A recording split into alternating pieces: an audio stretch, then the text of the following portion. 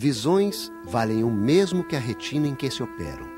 Um político acharia a mesma alma dos seus correligionários extintos. Um historiador colheria elementos para a história. Um curioso, não mais que o pitoresco do tempo e a expressão das coisas mortas e enterradas.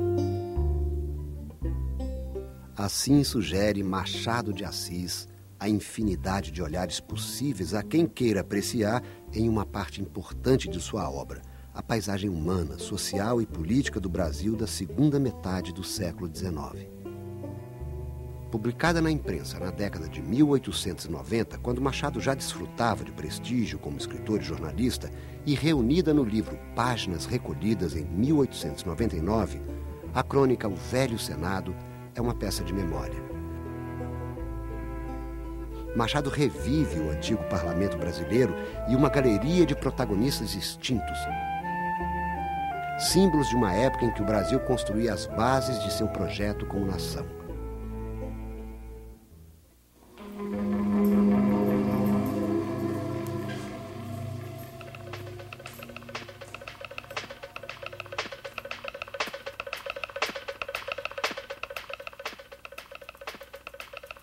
Inspirado nas litografias de Sisson, o autor recorda-se do Senado de 1860 e do início de uma longa experiência à roda dos jornais.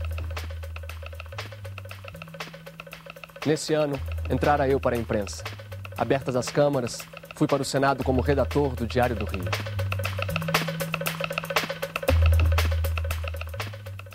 A crônica começa com essa lembrança do Machado do que era o trabalho dele como correspondente, como jornalista responsável em cobrir para o Diário do Rio de Janeiro as sessões do Senado.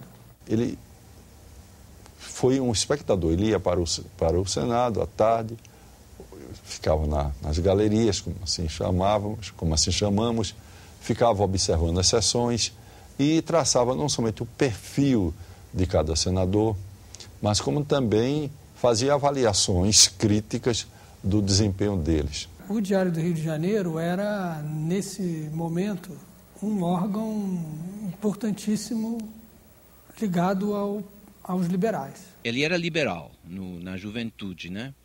E sem dúvida bem mais idealista do que ficou sendo nos anos 90, por exemplo, no fim da vida dele, né?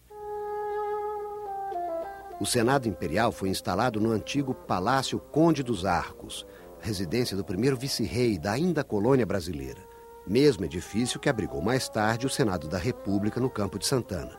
Atualmente, o velho edifício é ocupado pela Faculdade de Direito do Rio de Janeiro.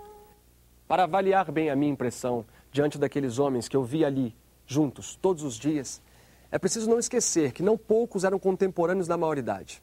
Algum da regência, do primeiro reinado e da Constituinte tinham feito ou visto fazer a história dos tempos iniciais do regime. E eu era um adolescente espantado e curioso. O governo pessoal de Dom Pedro II sufoca os movimentos de revolta e consolida o Estado e suas fronteiras. Ao adotar um regime parlamentarista em que o poder executivo é exercido pelo próprio imperador e seu Conselho de Estado, centraliza o poder e o Rio de Janeiro transfigura-se na sede do único império dos trópicos.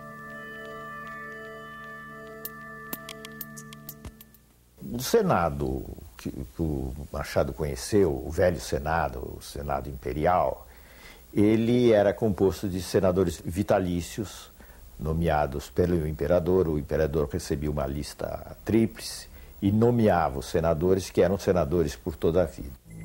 Os senadores compareciam regularmente ao trabalho. Era raro não haver sessão por falta de quórum. Uma particularidade do tempo é que muitos vinham de carruagem própria, como Zacarias, Monte Alegre, Abrantes, Caxias e outros, começando pelo mais velho, que era o Marquês de Itanhaém. A cara rapada acentuava-lhe a decrepitude. Uma razão visível contra a vitaliciedade do Senado, que dava àquela casa uma consciência de duração perpétua. Os senadores daquele tempo eram, além de escolhidos por uma elite, eram eles próprios integrantes da elite. O Brasil do século XIX possuía um número muito pequeno de eleitores. Eram muito poucos eleitores.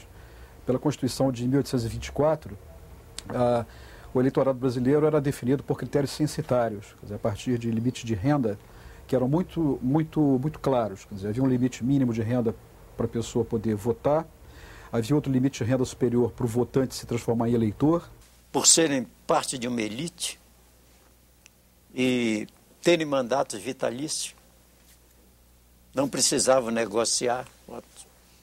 Eram gratos ao imperador, mas não aos governos, porque o regime era parlamentarista. O problema da vitaliciedade trazia o grave problema da permanência no Senado de pessoas que já não podiam participar como representantes, as pessoas velhas demais. É verdade que naquele tempo, 60, 70 anos, já era um jeito no caminho do cemitério, com aquela higiene, com aquela medicina, com a expectativa de vida muito pequena. Um regime altamente elitista, antidemocrático, talvez assegurasse uma representação melhor do que hoje, em termos éticos e intelectuais também. Nenhum tumulto nas sessões. A atenção era grande e constante. Geralmente as galerias não eram muito frequentadas. Poucos espectadores ficavam. Alguns dormiam. Nabuco e algum outro dos principais da casa gozavam do privilégio de atrair grande auditório. Nessas ocasiões, eram admitidos ouvintes no próprio salão do Senado. Ele descreve aquelas figuras que andavam mais como umas sombras, aqueles velhos, que vinham muitos deles desde do ato adicional. Sinimbu, por exemplo, Canção de Sinimbu vinha, tinha quase 90 anos, Cotegipe, Zacarias, quase todos eles passaram, o Caxias passou pelo Senado, compreendeu, Itaboraí. Isso me ajudou a ampliar um pouco o conhecimento do que seria o Senado naquele tempo. Que eu descobri outras personalidades que eu não sabia. Eusébio Queiroz, por exemplo, eu não sabia. Eu não sabia do orador que ele era da época. Nabuco, Zacarias. O conselheiro Nabuco de Araújo, que era baiano, pai de Joaquim Nabuco. Eram figuras que representavam aquela velha história que se dissolvia. Não faltavam oradores. Uma só vez ouvi falar a Eusébio de Queiroz e a impressão que me deixou foi viva. Era fluente, abundante. Falou na qualidade de chefe do Partido Conservador, ou Papa. Itaboraí, Uruguai, Saião Lobato e outros eram cardeais, e todos formavam o consistório.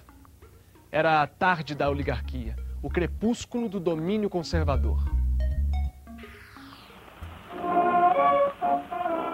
Num ambiente político saturado de romantismo, o que mais se estimava nos homens públicos até então era a capacidade de fazer discursos.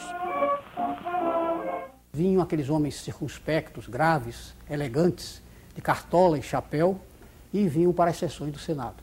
E lá faziam discursos muito prolixos sobre os assuntos todos. O estilo era diferente, era aquele estilo pomposo, condoreiro, cheio de imagens, vazio de conteúdo. O parlamentar se caracterizava no tempo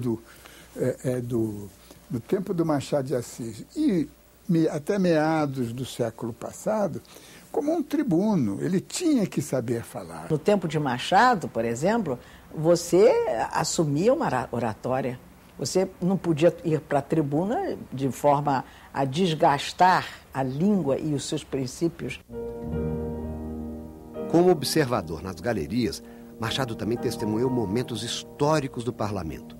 Assistiu ao triunfo oratório de José Maria da Silva Paranhos, quando este foi ao Senado em defesa da sua atuação nas delicadas questões do Rio da Prata. Paranhos foi demitido e, aberta a sessão parlamentar, cuidou de produzir a sua defesa. Era 13h quando o presidente deu a palavra ao senador por Mato Grosso. Eram 21h quando ele acabou. Estava como no princípio, nenhum sinal de fadiga nele, nem no auditório que o aplaudiu. Foi uma das mais fundas impressões que me deixou a eloquência parlamentar. A partir do Diário do Rio de Janeiro, Machado inicia uma longa trajetória na imprensa como jornalista e crítico dos costumes da corte. Entre a publicação de peças de teatro, críticas literárias, contos, poesias e seus mais famosos romances, escreveu para o Diário do Rio entre os anos de 1861 e 1867 uma série de crônicas, comentários da semana, ao acaso e cartas fluminenses. Entre 1883 e 1896, na Gazeta de Notícias publica suas séries mais famosas: Bons Dias, Balas de Estalo e A Semana. Estamos falando de mais de 700 crônicas escritas ao longo de 4 décadas. Machado acompanhou a vida social, política e histórica do Brasil, como poucas vezes eu vi um autor fazê-lo.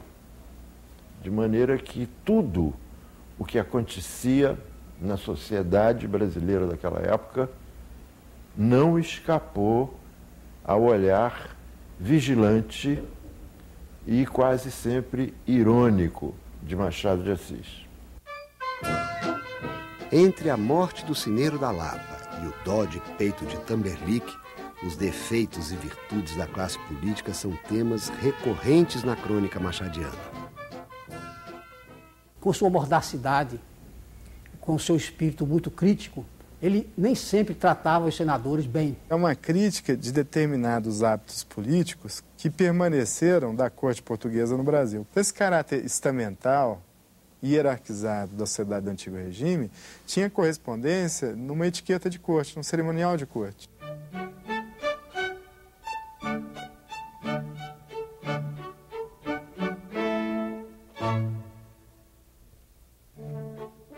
É tão bom ter uma cadeira no Senado.